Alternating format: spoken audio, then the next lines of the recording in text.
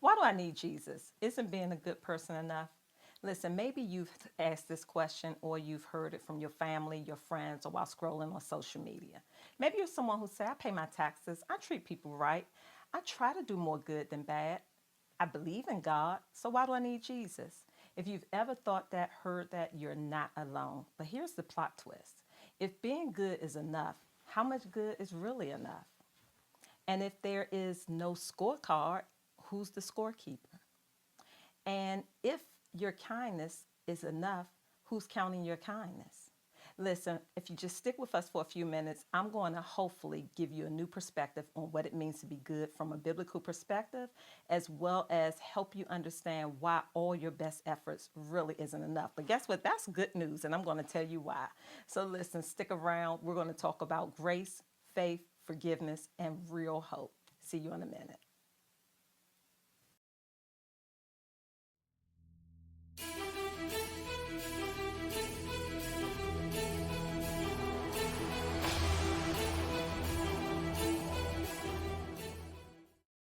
Hey everybody, welcome to Why We Believe TV, episode number 5. I'm Minister Kenise Ledbetter, and I'm so glad that you're here for your weekly dose of apologetics and gospel truth.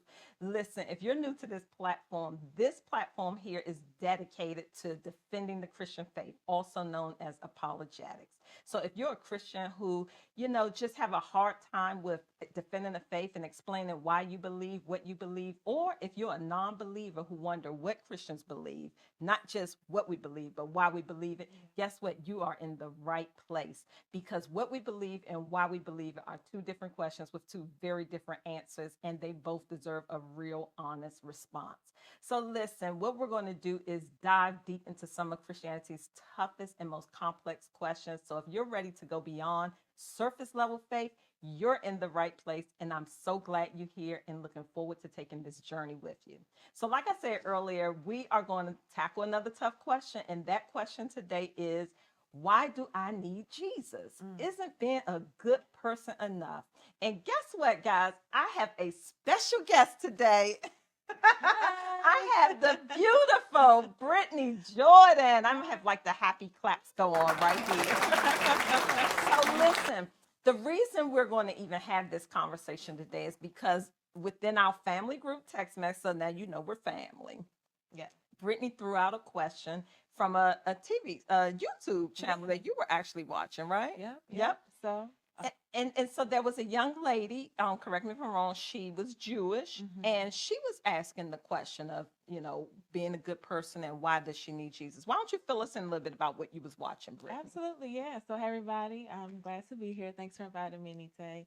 I was watching a YouTube video, and a woman who identified culturally as a Jew, because learning after watching that video, cultural Jews are different from religious Jews. But she identified as a cultural Jew.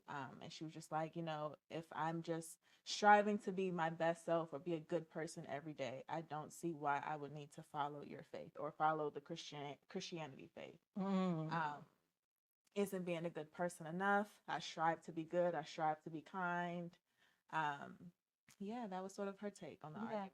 I think there's a lot of people who kind of get caught up in the works Yeah. kind of works religion, Mm-hmm. and a lot of it really has to do with pride, because we want to believe that we are enough, and so therefore we don't need a God. But like I said in the beginning, if our works are enough, like if being good is enough, how much good is actually enough? Right. Because at what point do you know if you've even done enough good to go to heaven or not go to hell? If you're someone who even believe in heaven or Right. hell, right? Right. And someone has to be counting, right? So then you're still talking about someone outside of the situation to be counting up or calculating all the good or Right. bad that people do. Right. Right. And then, something that Sean and I even brought up the other day was like, well, what about your bad? What about your wrong? Do that detract from your good? Like, so if you do 10 Like, good is it a things, scorecard? exactly. So if you do 10 good things, and then you do 3 wrong things, are you back down to 7? Yeah. Like, it just seems like a merry-go-round. Right. Sort of questioning that theology. Yeah. Exactly. And so one of the things that I always like to do, and I for those of you who may have saw one of my shorts from when I was on the bike, kind of like the walking trail over the weekend, I like to kind of equate it to, being in a court of law, right? Okay. And so if you break the law and you are found guilty and you go before a judge, and the judge reads off, whatever your charges are and say guilty or not guilty, and you confess you're guilty, right? Mm-hmm.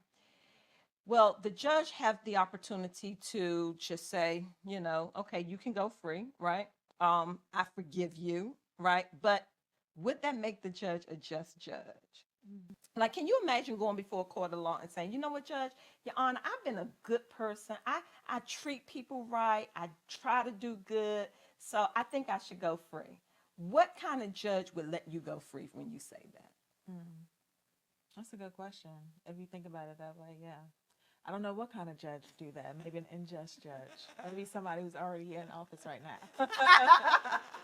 And the reality is, it could be a nice judge. Right. I don't know if you're familiar. There is a story about what I'm going to pull them up. I have my iPad right here. I'm going to pull them up, or I may drop it in the description. But this particular judge was in New York. This was many, many years ago. And we're not really sure if this is an urban legend or if this is an actual true story. Okay.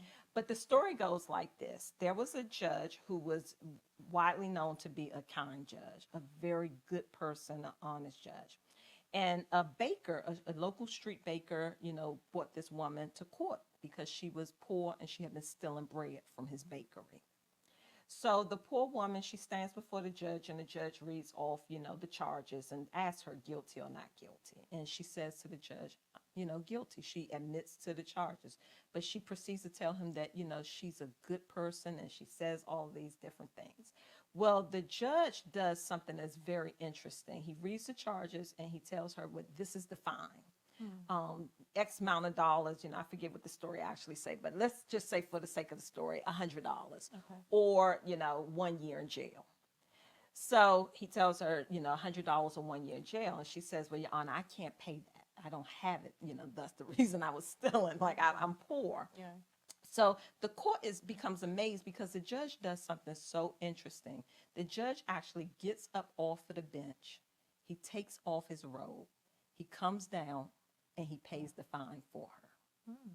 Now, if he had just said, you know what, you're poor, I forgive you, you're a good person, you can go free. He might be nice and kind, but he wouldn't be a just judge. Mm. But what he did was, he was not only nice and kind, he was just because while he came off the bench, Right. he fulfilled and paid the price for her. Right. Right. Which fulfilled justice, Yeah. because justice required that a price had to be paid. Mm. But at the same That's time, good. he operated in kindness and he operated in justice at Yeah. the same time. Yeah. That's good. And so when we think about God, we have to remember God in all of his attributes. God is not just a loving God. Right. God is also a holy God. Right. He's also a just God. He's also a righteous God. And the Bible says that our sin deserves death. The Bible says for the wages of sin is death. Then it turns around and says, but God so loved the world that he gave his only begotten son. It also tells us that God demonstrated his own love towards us in that while we were still sinners, Christ died for us. So what we have is that Jesus paid a price for our sin that we couldn't pay. And so we can be a good person, we can be kind, but our sin still owes a debt. And kindness doesn't pay that debt. Right. What are your thoughts on that? First of all, I love that. Was that a real story? Was that So I've done a lot of research on this. I haven't been able to find whether that's an actual true story. So it's kind of like an urban legend, an urban story. Some people say it's true. I'm not willing to say it's true because I can't fact check. Yeah, yeah. But it's a great illustration. right. It is. It is. Then the next thing I want to kind of go back to what you said is that, okay, for the person who do really believe in God but just cannot connect why Jesus is necessary. Still kind of going around that whole idea of morality, right, and law. So you believe in laws? Yeah. Okay. So do you believe that if you commit a crime, that crime deserves a punishment? I do. Okay. So if you have to go to court, who gives the law? Who writes the law? Who determines what the penalty, what the punishment is? The lawgiver or the lawbreaker? The lawgiver. Okay. So is it possible that the lawbreaker could come into court and say, you know what, I think this is how I want to pay for my crime? Absolutely not. They Would could that be try. would that be logical? No. Okay. So we believe that laws exist, and if laws exist, we believe that there must be a lawgiver. Yeah. Okay, is that logical? Yeah. Okay.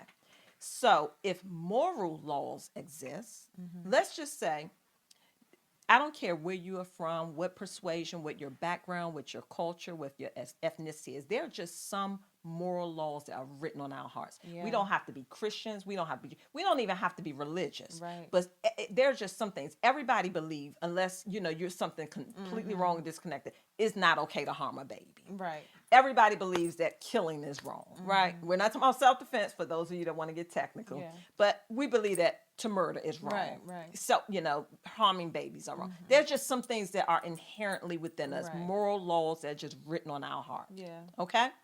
So if there are moral laws that exist, just like natural laws exist because a lawgiver gave it, if moral laws exist, there must be a moral lawgiver also. Because laws don't just pop out the sky. Yeah. And how is it that I can believe something morally that someone on another part of the world can That's believe? right. Yeah. So there has to be a moral lawgiver outside of humanity. Right. Okay. So likewise, if we break moral laws, do we owe a penalty? Should there be a punishment? That's a good point.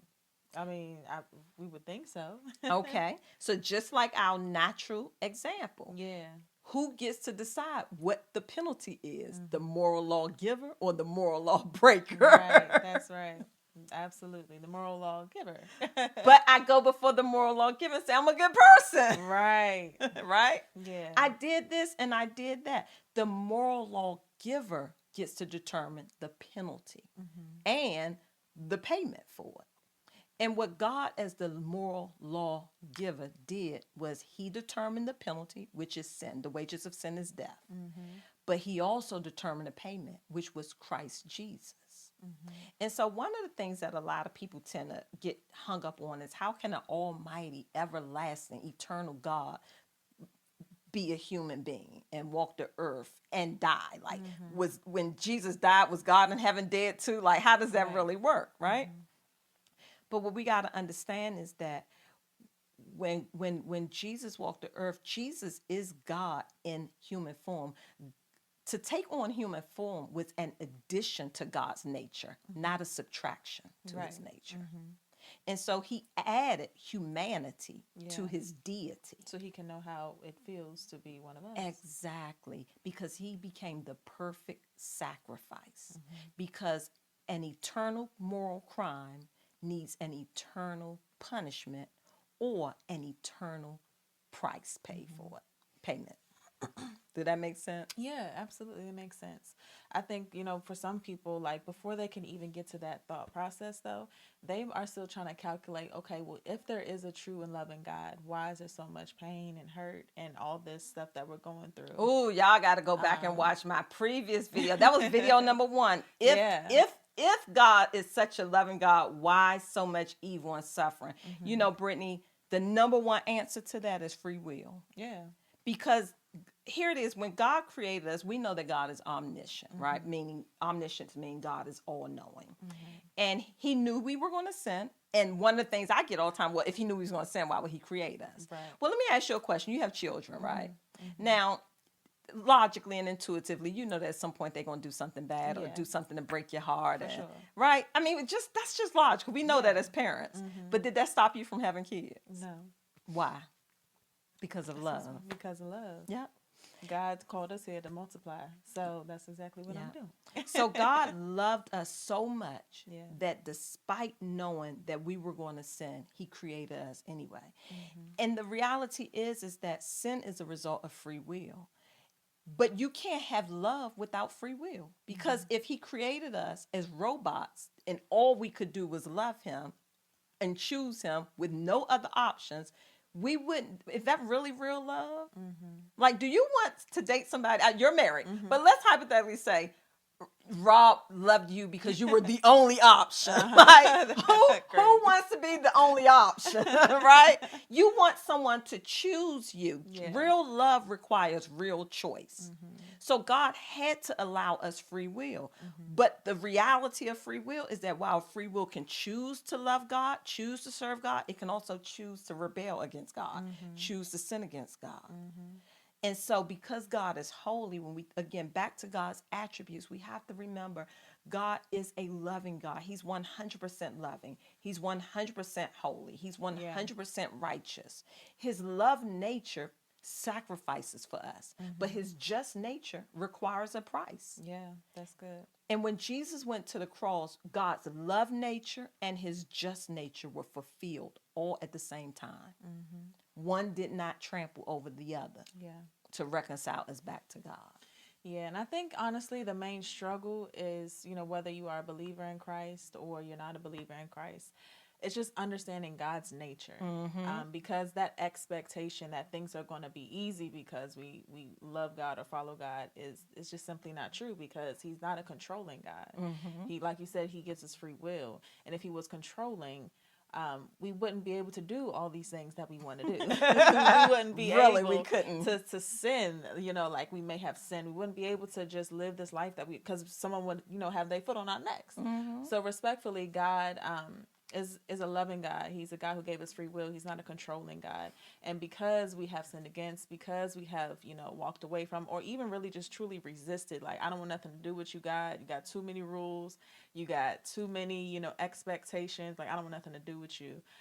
Because some of us have made those decisions, we face, the consequence of being far from God and being subject to potentially the enemy's stronghold or other things of that nature. So I think understanding the nature of God will really help anybody to truly, one, to walk in this lifestyle of following Christ, but to also see and appreciate why, things are the way they are. Yeah. Yeah. You say something that really brought something to my mind as it relates to understanding, God, and his nature and how he doesn't force anything on us. I want to use an example because I like to give examples. I think it helps people to kind of relate. Yeah. So, you have a lot of people that feel like, God was, if I don't do what he said, he's going to send me to hell. What people got to understand first about hell, and without going into too deep of a dive into what hell is, that needs its own episode, right? But at a bare minimum, hell is eternal separation from God. Okay, so let's just use that as our baseline definition. So let me ask you a question, Brittany. And again, Brittany is married, so hey guys, watch out now. Don't. Okay, this is a hypothetical. What I'm getting ready to say. All right. So if you had a guy who was pursuing you, okay, and he's pursuing you, he sends you flowers, he sends you roses, he calls, he shows up, he pops up. He's telling people, tell you this, and he's always in your face, and you don't like him. Okay. And you're like, I don't like him. And eventually you tell him, I like you, but only as a what? friend. A friend, right? Okay. I know many guys have heard that one before. You've probably said that one before, right? I like you only as a friend. Now, if he really, really cares about you like he say he does, what should he do? He will just continue to value step back and just value your opinion as being a friend. Back, right? Yeah. Step back. God sends us the Bible. He sends us the prophets. He sends us word. He sends us visions. He sends us dreams. He sends us preachers. He sends us teachers. He sent us the ultimate, which was Jesus. And if we keep saying no, no, no, if God truly loves us, what should he do? Because see, if we don't want God here, it would be unloving for God to force us into an eternity with him. That's good. That's good. Yeah. Wow. That is a good illustration right there. Listen, guys, what we're talking about here is why do I need Jesus? Isn't being a good person enough? And just to kind of bring this home, I just want to say works are not what we do to get salvation, to gain salvation. Salvation is not something that we can earn. It is a free gift of God. Yeah. Ephesians 2:8 says, "For we are saved by grace through faith." Yeah. Lest any man boast. Yeah. And the whole idea is that we don't work to get salvation. We don't work to get to God. God loves us so much, he made salvation something simple. Again, if we had to work to get it, how would we know when we worked enough? Unlike some other religions, who knows when you've worked enough? I think it would be absolutely cruel for God to make salvation works based and for you to go all your life never knowing if you ever did enough. Or to think of your loved ones, or to have to imagine whether one of your loved ones did enough, or are they really going to heaven? Am I really going to see them again? That would be cruel to me. God said, "It is this plain. If you will confess with your mouth and believe in your heart that Jesus Christ died, was buried, and that God rose him from the dead, you are saved."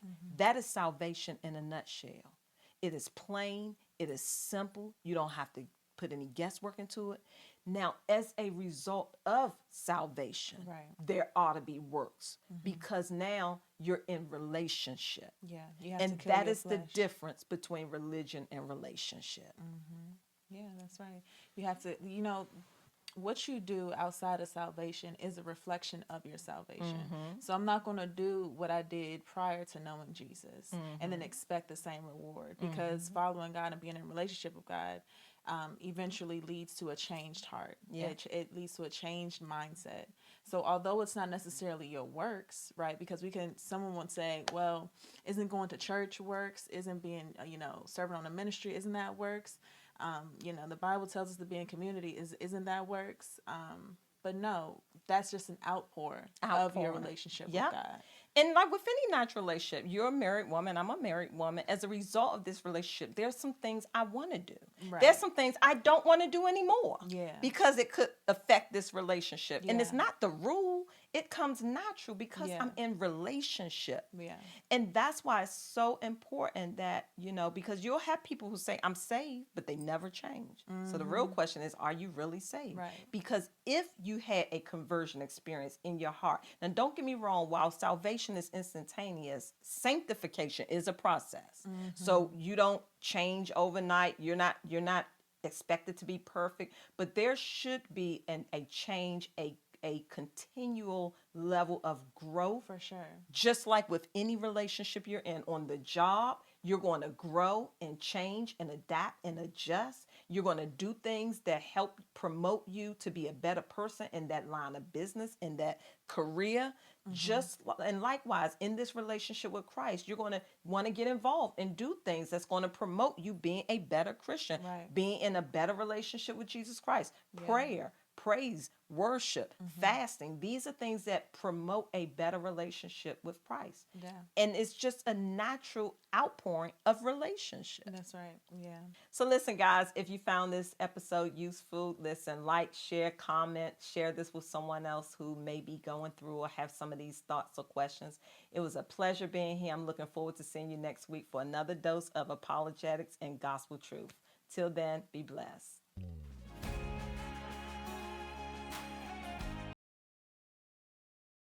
Okay, talk, Brittany.